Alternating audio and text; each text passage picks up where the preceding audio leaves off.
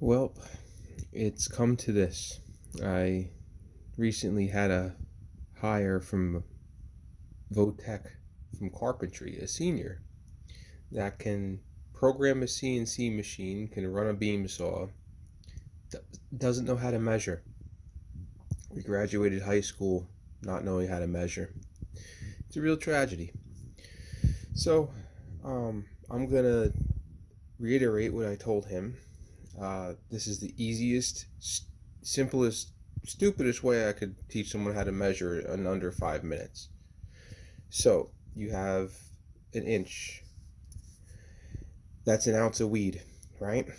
You have to cut that ounce up.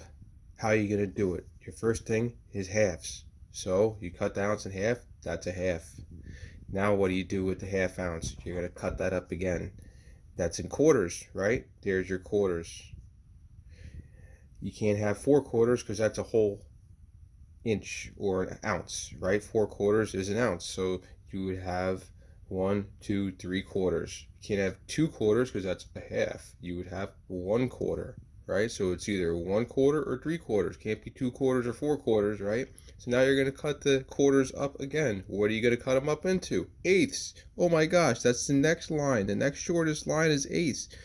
Can't have 4/8 because that's a half ounce, right? Can't have 2/8 because that's a quarter. You could only have 1/8, 3/8, 5/8, or 7/8. Now you're going to cut the eighths up again. What are you going to cut the eighths up into? Dime bags.